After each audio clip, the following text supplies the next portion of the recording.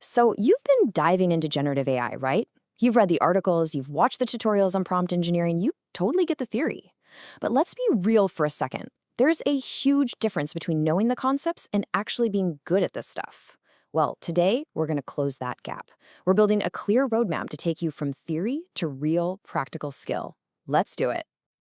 And just so you know, the framework we're walking through today comes straight from Chapter 7 of a tutorial by Virtualization Options LLC. It's all about getting your hands dirty and actually practicing. I mean, this is the big question, isn't it? It's that thought you have after all the demos are over and you're staring at a blank prompt box.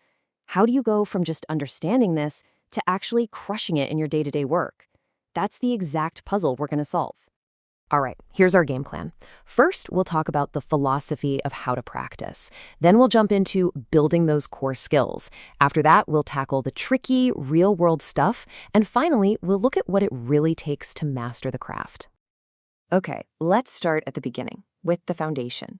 See, before you even write a single practice prompt, you need a framework. This isn't just about grinding it out for hours. This is the secret sauce for how the pros get really good really fast. So, what makes practice actually work? Well, it boils down to these 4 things. First, you've got to use authentic scenarios. Solve the kinds of problems you're actually going to see on the job, not some random textbook examples. Next is scaffolded progression. You don't just jump in the deep end, right? You start simple, and then you slowly ramp up the difficulty. Third, and this one is so important, iteration is expected. Your first try is almost never your best one. The real skill is in tweaking and refining. And finally, peer learning. Seriously, one of the fastest ways to get better is to see how other smart people are tackling the same problems. With that philosophy locked in, we can start building our core skills. Welcome to level 1.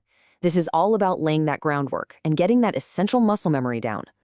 So, the journey starts with the absolute basics, the bread and butter, basic response drafting. Can you get the AI to write a clear, empathetic email? Cool. Once you've got that, you move on to efficiency with information summarization. Then, a super important stop, security awareness. Learning how to protect data is non-negotiable. And all of this leads to iteration practice, which is the real art form here, taking a meh prompt and making it great.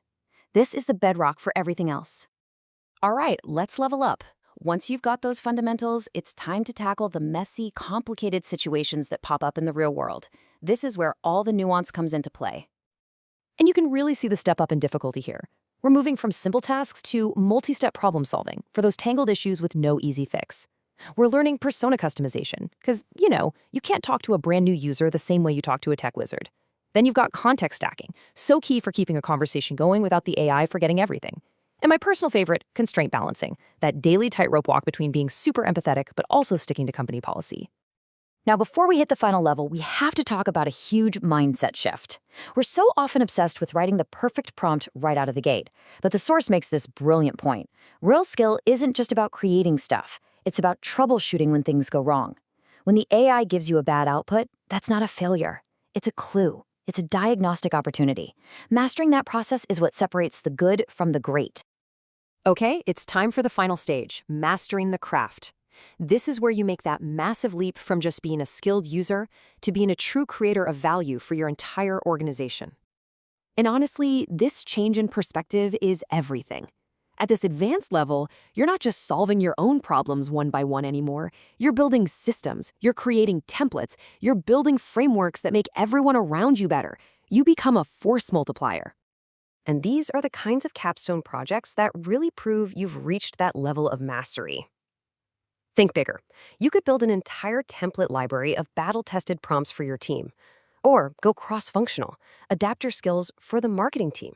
Or even design an evaluation framework to give everyone a consistent way to score AI output. You could even build the training materials to onboard new hires. This is where you start creating lasting, scalable value. So there you have it. We've laid out the entire path from the first beginner steps all the way to expert, from user to creator. The framework is clear, the steps are totally actionable. But this journey isn't just about getting better at writing prompts. It's about becoming a leader who can use this technology to lift up an entire organization. So the real question is the one right there on the screen. You've seen the path to mastery. Now, how are you going to use it to lead?